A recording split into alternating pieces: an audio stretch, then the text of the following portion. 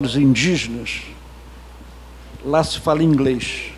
Quer dizer, a qualquer hora, esses territórios se tornam nações fora do Brasil. Quer dizer, a Amazônia não é mais Brasil. Temos que ver a realidade.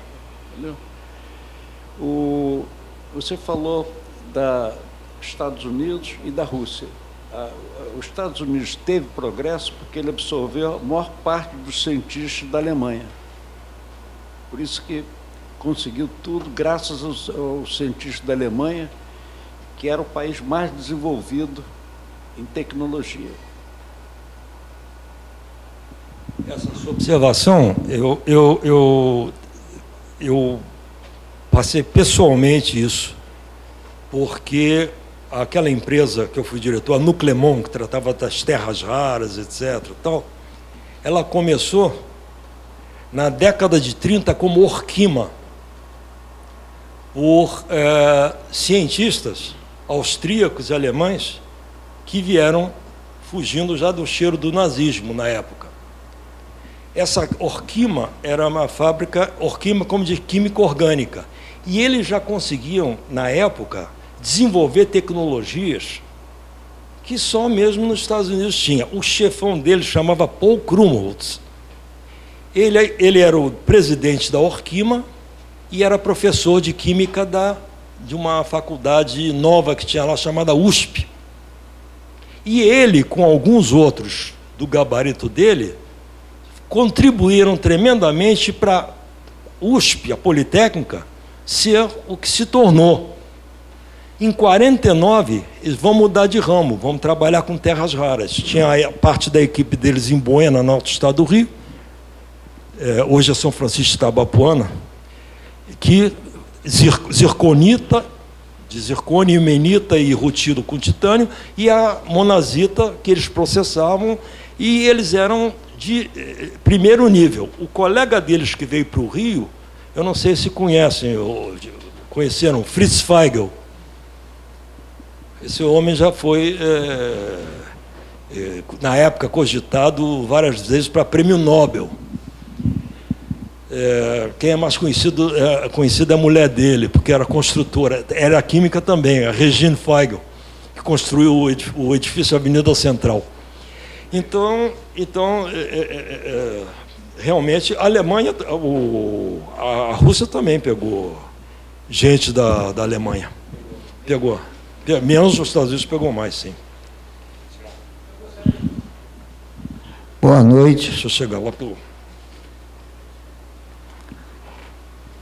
Boa noite, o meu nome é Robson, eu sou professor universitário e sou dessa parte de inovação dentro da universidade, tá? Trabalho no Grupo Anhanguera e também dentro da Universidade Federal da Fluminense, a gente tem lá também, vê lá negócio de inovação, essa coisa.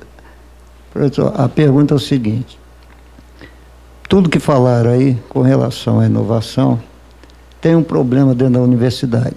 A universidade, antigamente, era universidade, governo. Só tinha esses dois que trabalhavam. E a universidade, ela tinha um problema que era o seguinte, tudo que ela trabalhava lá dentro, ficava lá dentro. Esse era o grande problema, antigamente, da universidade. As cabeças pensantes da universidade ficavam lá dentro.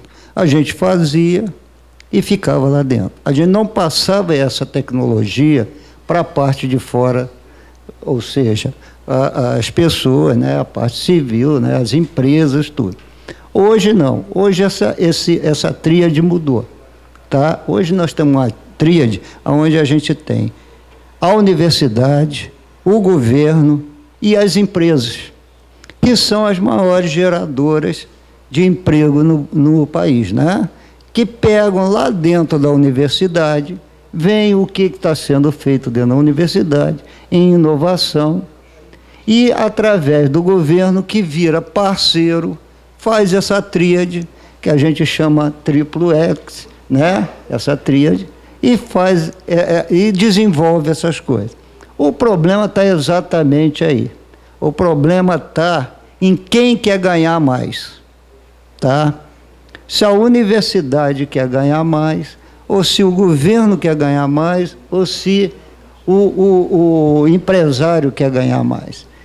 E segundo, a gente vê muito no Brasil inovação na área tecnológica em quê? Eletrônica, elétrica. Mas a grande tecnologia e a inovação seria também na parte civil. Porque eu sou professor da área civil, tá? Sou engenheiro civil, tá? E sou professor dentro da área civil. E na área civil, na área de construção, a tecnologia e inovação, essa não é muito usada. E é nessa área aonde a gente tem maior índice de emprego, aonde tem os maiores índices, né, sociais, aonde a gente tem desde o analfabeto até o doutor, tá? Porque lá emprega-se o analfabeto. Lá o cara não sabe ler e escrever, mas ele é servente. E se essa tecnologia viesse para ajudar a essas pessoas, essa sociedade, essa que seria o grande boom dentro do Brasil, está entendendo? Mas não é o que acontece. Por quê? A gente tem aqui a inovação muito voltada à área, né, eletrônica e elétrica. Mas na área civil não existe essa coisa. Tá. Ok? Eu concordo que essa questão de inovação não tem fronteira. Ela tem que ser ampla no que for necessário. E me lembrou, agradeço, me lembrou muito bem essa composição, esse triângulo de sábado, não? Que nós temos parques tecnológicos. Eu conheço frequentemente, eu vou a São José dos Campos, que é um parque que começou com o pessoal da área privada, convenceram o prefeito de São José dos Campos, conversou o governador, governo federal, e é um espaço onde se instalam fábricas só para inovação, empresas só para inovação. Isso só que tem um pequeno problema, aquilo que falou, depende de governo, depende de universidade, centro de pesquisa e depende de empresa. E o que aconteceu lá? O que eles fizeram?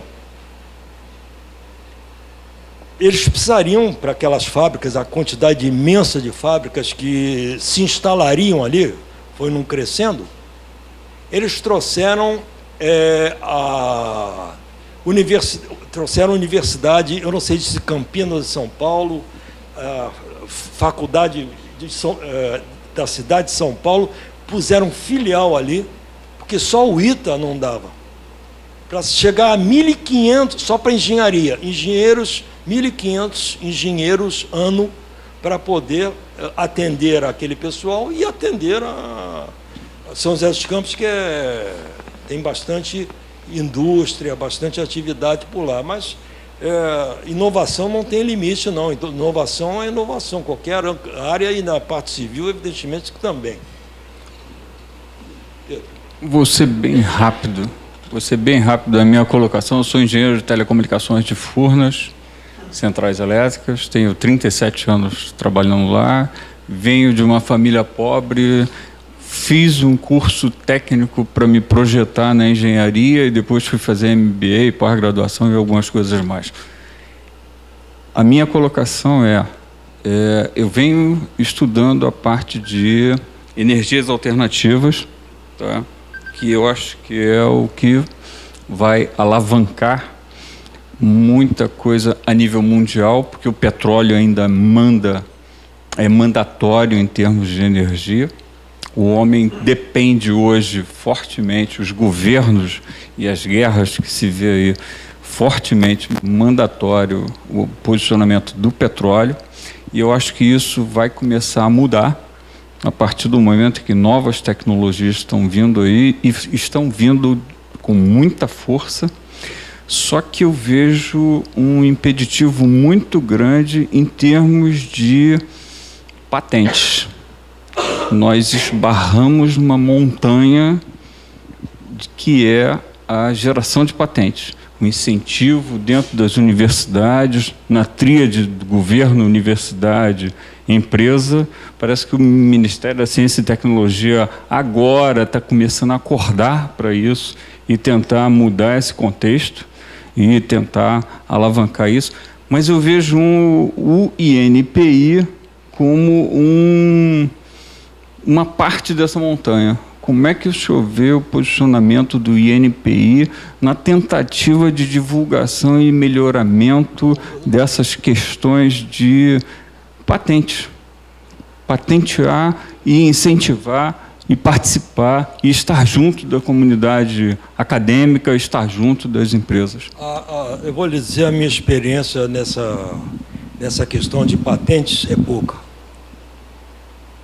Quando nós fizemos o projeto de terras raras com aquele cientista que eu citei aqui, nós tentamos patentear esse negócio. A gente não sabia se patenteava o produto, se patenteava o processo. E eram instituições altamente qualificadas na área tecnológica, etc. Então, nós tivemos muita dificuldade e acabaram não patenteando nada. Então, eu não quero criticar por um caso, 2 casos, 3 casos, porque eu posso estar sendo injusto. Quer dizer, o meu conhecimento sobre essa área é pobre para eu poder. Eu sei que eu fui avaliador de uma monografia de uma moça do INPI, apenas como curiosidade. Se alguém fizer um requerimento de patente e disser eu descobri, acabou, perdeu. Quem descobre é porque já existia. Tem que botar inventei. É apenas uma curiosidade. Então, eu confesso ao senhor que nessa parte de patentes, eu nunca me envolvi muito, então tem pouca experiência, seria fraca a resposta. Respondendo aí ao colega de Furnas, com relação a isso que você falou, concordo com você com o negócio do INPI. E a questão também das patentes, de fato, no Brasil, é complicado. Se você for lá e procurar ver, aquilo é fechado, tá? Aquilo é muito fechado. Eu tenho uma colega que ela está fazendo mestrado e é sobre patentes, e para ela conseguir os dados, e ela faz curso lá dentro, olha para vocês verem como é que é complicado. Você não consegue. Agora, o grande coisa do INPI é que também os colegas nossos não conhecem que não é só o INPI que fomenta a pesquisa no Brasil, a inovação. Tem a FAPERJ, tem outros órgãos do governo, tem Banco do Brasil, tem uma série de coisas, mas que não é conhecida e não é divulgada. Entendendo? Então, esse é o grande problema do Brasil, é que não divulgam quem são os órgãos de fomento nesse país. A FAPERJ tem coisas lá dentro, por exemplo, na engenharia civil, que é o menor que faz, pega dinheiro para fazer, que tem gente que nem conhece, os outros órgãos conhecem, eletrônica, elétrica, conhece, os órgãos fazem, mas na parte da civil, é o que mais gera recurso dentro da FAPERJ e, no entanto, é o que menos pega dinheiro. Então, até nisso, a inovação no país é deficitária, porque não divulgam quem são os órgãos que fazem os fomentos no Brasil. Então, o nego só conhece o INPI, tá vendo? Mas tem FAPERJ, tem o do Banco do Brasil, tem do governo federal, do BNDES, mas que as pessoas não sabem, não conhecem, as empresas não conhecem. Então, o que falta também isso no Brasil é divulgação desses órgãos, ok? Voltando para o assunto de terras raras como exemplo, eu acho que eu fico me perguntando às vezes até que ponto a limitação é a questão da inovação. Porque, por exemplo, você tem terras raras para caramba no Brasil, aí aparece uma empresa interessada em extrair e separar as terras raras. Primeiro tem a questão da extração por solvente, que é uma técnica super difícil, que só tem uma pessoa no Brasil que sabe fazer. Valdemar. Que já é uma coisa estranha. Você... imaginei.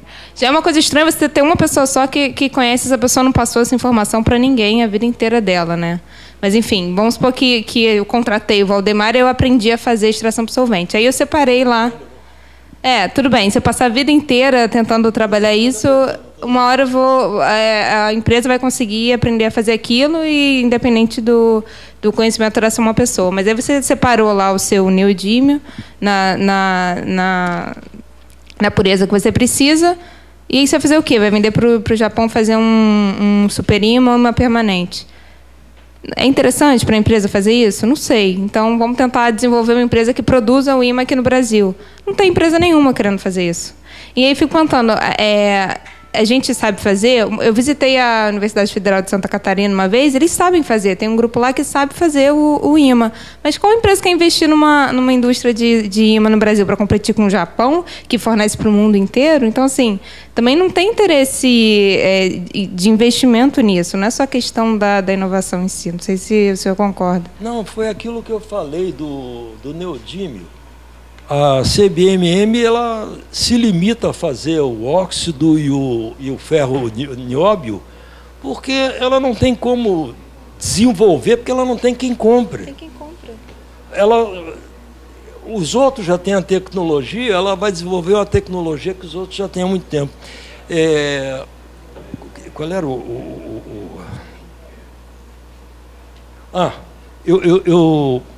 quando nós separamos o primeiro, foi o Samário, chegamos ao óxido, era para chegar a 96 para imã permanente. O Valdemar chegou para mim, vamos fazer 99,9, que nós construímos uma usina de demonstração, uma usina...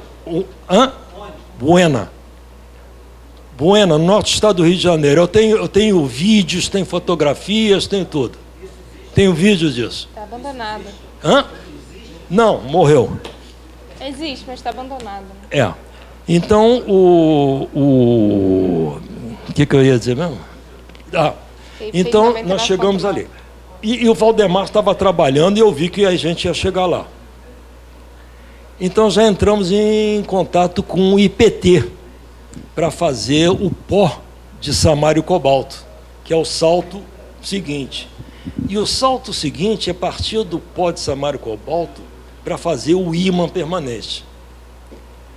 E eu estava em São Paulo, estava morando lá, e eu fui convidado na Secretaria de Ciência e Tecnologia de São Paulo, ia haver uma cerimônia em que a empresa chamada Eriez, não é aquela Eriez famosa não, uma Eriez daqui, ia assinar um protocolo com o IPT, simplesmente formal, porque o IPT já tinha desenvolvido o processo que eles queriam, de partir do pó de samário cobalto para chegar ao ímã permanente. E eles estavam na esperança que a gente chegasse ao óxido e depois chegasse ao pó. Mas essa segunda fase, a primeira fase o Valdemar estava chegando. E na segunda fase só tinha protocolo assinado. A fábrica, daquele dia que eles assinaram, a fábrica estava pronta já para operar. Você sabe quanto tempo eles operaram, quanto eles fabricaram? Nada. Sabe por quê? Porque eles não... A falta de planejamento, falta de estudo de mercado.